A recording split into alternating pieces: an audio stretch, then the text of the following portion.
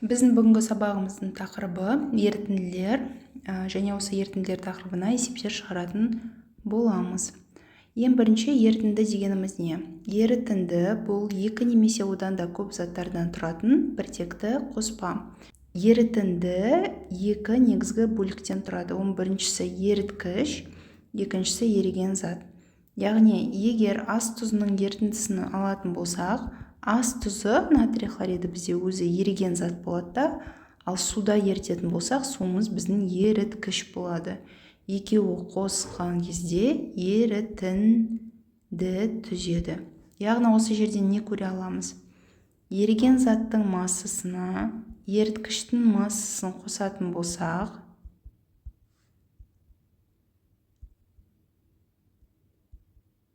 бізде ерітіндінің массасы шығады. Яғни, егер 10 грамм тұз 90 грамм суда еритін болса, ерітіндінің массасы 100 граммға тең болады. Енді ерітінділер қаныққан, қанықпаған және аса қаныққан болып үшке бөлінеді.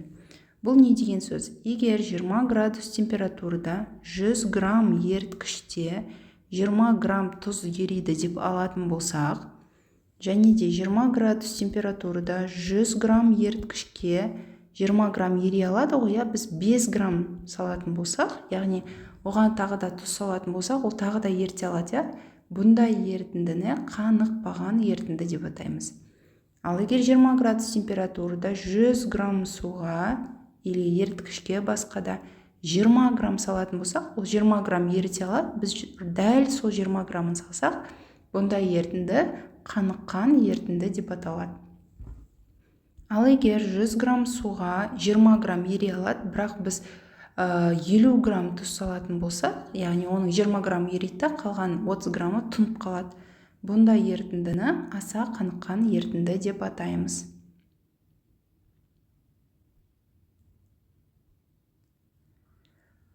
Ары қарай енді осы ерітінділерге есеп қарастыратын болсақ, бағана біз айтқан болатынбыз, масса ерітінді еріген заттың массасы мен еріткіштің, яғни көбіне көп біз суды аламыз, судың массасын қосқанға тең деп. Енді осы еріген заттың массалық үлесін табуға болады. Ол еріген заттың массасын түгел ерітіндінің массасына бөліп 100%-ға көбейткенге тең болады. Бұл жерде 100%-ға көбейтіп процентпен алсаңыз да болады. 100%-ға көбейтпесеңіз, сондай дәл сан түрінде аласыздар. Енді біздің жағдайымызда 150 грамм суда дейді. 50 грамм фосфор қышқылы ерітілді дейді. Сонда ерітіндідегі массалық үлесін анықта деп тұр. Бұл жерден біз 150-ге 50-ді қосып тұр қой, еріген заттың массасы 50, еріткіштің массасы 150, яғни ерітіндінің массасы 200 грамм деп бірден тауып аламын. Сонда омеганы табу үшін еріген заты менде 50 грамм, ерітіндінің массасы 200 грамм, оны 100%-ға көбейткен кезде 25% шығады. 25% деп алуға болады, немесе оны 0,25 деп алуға болады. Екеу бірдей. Қате болмайды. Келесі есебімізде 150 грамм суда дейді. 20 грамм тұз еріген. Сөйтіп ерітінді алады. Ерітіндінің массасы бірден көріп тұрмыз, 170 граммға тең болады. Енді осының омегасын тап дейді. Омеганы табу үшін еріген заттың массасын ерітіндінің массасына бөлемін де 100%-ға көбейтемін.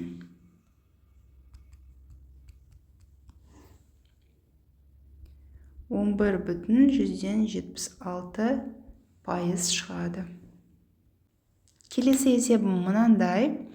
Массасы 300 грамм болатын ерітіндіде қанттың массалық үлесі 20%. Яғни ерітіндінің массасы 300 грамм. Қант деген менде тұздың ролінде тұр, бұл 20% дейді. Яғни сум автомат автоматты түрде 80% болады. Себебі жалпы ерітіндінің массасын 100% деп аламыз. 20%-ды 100%-ға бөліп тастасақ 0,2 деп алуға болады, 0,8 деп алуға болады. Енді омега тең болады масса еріген зат бөлінген масса ерітінді көбейтілген 100% ғой, біз бағана 100%-ға көбейтпей алуға болады дедік. Міне солай шығарған кішкене оңайырақ.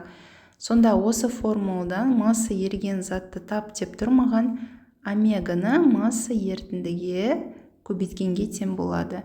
Сонда менің масса еріген затым немесе қантымның массасы жалпы ерітіндісінің массасы 300 грамм, соны 0,2-ге көбейтемін, ол 60 граммға тең болады. Енді біз бағана айтқан болатынымыз масса ерітінді тең болады масса еріген зат плюс масса су деп, яғни масса суды табу үшін ерітіндінің массасынан еріген заттың массасын азайтып тастаймын. Сонда масса су тең болады, ерітінді менде 300 грамм, еріген затым 60 грамм, сонда 240 грамм су болады. Суым 240 грамм, еріген қантым 60 грамм, екеуін қосқанда 300 грамм ерітіндінің массасы міне шығып тұр. Келесі есеп дәл сондай. 150 грамм 10%-дық дейді. Яғни ол менде 0,1-ге тең. Мынау суым сәйкесінше 90% болады, 0,9-ға тең. Масса еріген затты табу үшін мен омеганы масса ерітіндіге көбейтемін. Сонда менде 150 грамм менде ерітіндінің масса, омегасы 10% болды, 0,1 деп аламын, 15 грамм болады. Масса суды табу үшін жалпы ерітіндінің массасынан еріген заттың массасын азайтып тастаймын, сонда 135 грамм болады. Бұл менің жауабым. 15 грамм тұз, 135 грамм су. Екеуін қоссам 150 грамм ерітіндімнің мынау массасы шығады. Мынау да дәл сондай есеп, паузаға қойып өздеріңіз шығарсаңыз болады.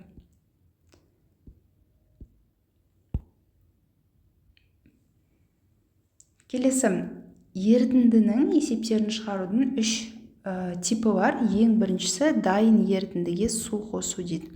Яғни ерітінді номер 1, оған су қосады, сол кезде ерітінді номер 2 шығады. Бірінші ерітінді менде 200 грамм 10%-дық деп тұр, оған 100 грамм су қосылды деп тұр. Яғни мен мына ерітіндінің массасы, соңғы ерітіндінің 200-ге 100-ді қосам, 300 грамм екен тауып алам, осындағы еріген заттың массалық үлесін тап дейді. Яғни менде ерітіндіде еріген зат бар және су бар, оның үстіне тағы да су қосып тұр. Яғни еріген заттың массасы өзгеріп тұрған жоқ. Мынау бірінші ерітіндідегі еріген заттың массын табу үшін 200-ді 10% 0,1 деп алуға болады. Көбейтсем 0,1-ге 20 грамм болады. То есть мына еріген зат мында да соған тең. Себебі оған ешқандай тұз қосқан жоқ қой, тек қана су қосты. Сонда болды, осыны есебім шығып тұр. Омеганы табу үшін еріген заттың массасын 20 грамм. Мынау ерітіндінің, жаңа ерітіндінің массасына бөлем, себебі уже бұрынғы ерітіндіге су қосып тастадық. Соны 100%-ға көбейтемін. 6,67% шығады. Бұл менің жауабым болады. Келесі есеп шығарайық.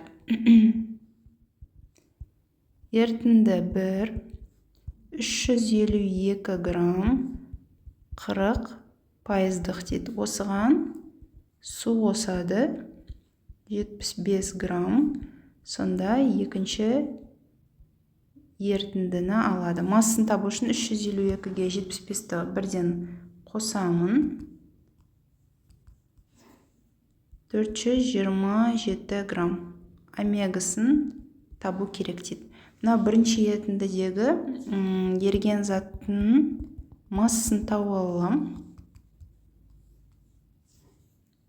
140,8 грамм. Яғни мұнда да еріген заттың мөлшері 140,8 граммға тең. Ол өзгермейді. Сонда омеганы табу үшін 140,8 граммды бөлемін 427-ге, көбейтемін 100%-ға, 32,97% шығады екен. Бұл менің жауабым. Мынау есеп дәл сондай, өздеріңіз паузаға қойып, арғарай шығарсаңыз болады. Келесі есептің екінші түрі, бұл жерде бағана біз су қосқан едік қой, енді бұл жерде тұз қосамыз керісінше. Яғни ерітінді 1 плюс тұз, ерітінді 2 шығады. 100 грамм 10%-дық дейді. 10%-дықты 0,1 деп алсам болады. Әрқайсысының массасы 10 грамм болатын, 2 қасық қант қосылды дейді. Яғни 2 көбейтілген 10, 20 грамм қант қосылады. Сонда екінші ерітіндінің массы 100 плюс 20, 120 грамм болады. Омеганы маған тап деп тұр. Яғни бірінші ерітіндідегі масса еріген зат 100 көбейтілген 0,1, ол тең болады 10 граммға тең болады. Яғни мына екінші ерітіндідегі еріген заттың массасы, ол бірінші стаканда 10 грамм болды. Екінші стаканда тағы да оның үстіне 20 грамм қосты, барлығы 30 грамм болады. Омеганы табу үшін осы 30 граммды бөлемін 120-ға, көбейтемін 100%-ға, ол 25% болады. Бұл менің жауабым. Арғарай кетті. Келесі есеп ұқсайды. Ерітінді 1 плюс тұз, ерітінді 2. То есть мұнау менде 250 грамм 30%-дық дейді. 30%-дықты 0,3 деп алам. Осыған 25 грамм тұз қосылды дейді. Яғни үшінші ерітіндінің массы 250 плюс 25, 275 грамм болады. Осының массалық үлесін тап деп тұр. Мына жерде масса еріген зат 250 көбейтілген 0,3, ол 75 грамм болады. Яғни мына ерітіндідегі еріген заттың массасы бірінші стаканда 75 грамм тұз болды, плюс екінші стаканда оған тағы да 25 қосты, сонда барлығы 100 грамм болады. Омеганы табу үшін осы 100 граммды стаканның ерітіндінің массасы 275-ке бөлемінде 100%-ға көбейтемін. Сонда 36,36% болады. Бұл менің жауабым. Келесі есеп дәл сондай, паузаға қойып, қайтадан шығарсаңыз болады. И үшінші типында екі ерітіндіні араластырады. Екі ерітіндіні араластырғанда бағанағы стакандар әдісімен де шығаруға болады, себебі мынау менде ерітінді 1, оған ерітінді 2-ні қосады, сол кезде жаңа ерітінді 3 алынады. Яғни мынау 200 грамм 30%-дық, мынау 300 грамм 60%-дық, ал мынаның басысы 500 грамм болады, омегасын табу керек. Енді бұл жерде бір омега 1 М1 плюс М2 омега 2 тең болады М3 омега 3 деген оңай формуланы қолдануға болады. 200 көбейтілген 30 плюс 300 көбейтілген 60 шығады 500 көбейтілген омега 3 деп. Мынау нөлдерін қысқартып тастайық, оңайырақ болу үшін. Сонда 60 плюс 180 тең болады 5 көбейтілген омега 3, 240 тең болады 5 көбейтілген омега 3. Сонда омега 3-ті табу үшін 240-ті 5-ке бөлемін. Сонда менде 48% шығады. Немесе мына жолмен көбейтетін табатын болсақ, 30% 0,3, 60% 0,6 ғой, сонда 200-ді 0,3-ке өткенде 60 грамм еріген зат. Мұнда еріген зат 300-ді 0,6-ға өткенде 180 грамм. Яғни мұндағы еріген заттың масса 60 плюс 180 ол 240 грамм. Омеганы табу үшін осы 240 граммды мына общий массаға бөлемін. 100%-ға көбейтемін, сонда менде 48% шығады. Қай жолмен шығарсаңыз да бір жауап шығады, қайсысы ыңғайлы сонымен есептей берсеңіз болады. Бірақ менің ойымша мына бірінші әдісі кішкене тезірек сияқты. Келесі есебімізде дәл сондай. Бір омега 1 плюс М2 омега 2 тем болады М3 омега 3 әдісімен шығарайық, жылдамырақ болу үшін.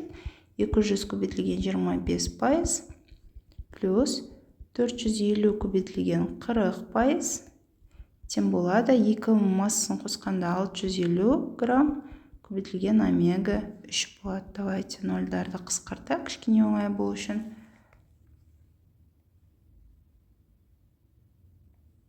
20 көбейтілген 25 500, 45 көбейтілген 40, ойым жерде плюста 1800, тем болады 65 көбейтілген омега 3. Сонда 2300 тем болады 65 көбейтілген омега 3. Омега 3-ті табу үшін 2300-ді бөлемін 65-ке. 35,38% шығады. Бұл менің жауабым. Келесі есепте дәл осыған ұқсайды. Бірақ кері есеп, байқап тұрғаныңыздай. Яғни бірінші стаканда, екінші стакан, мына жақта 500 грамм 20%-дық дейді. Мына 10%-дық болса дейді, мына 30%-дық болса дейді. Мынаның массасын, стаканның да ерітіндінің массасын x деп алатын болсақ, мынаныкі 500 минус x болады. Сонымен арғарай просто шығара саласыңыз. x плюс 500 минус x көбейтілген 30 тем болады 500 көбейтілген 20. Так, мынаны бір нөлден қысқартайық. Сонда x плюс 1500 минус 3x тем болады 500-ді 2-ге өткенде 1000 болады. Бірден шығара салайық. Сонда минус 2x тем болады 1000 минус 1500. Сонда минус 2x тем болады минус 500. X тем болады 250. Себебі мына екі жағындағы минустар қысқарып кетеді.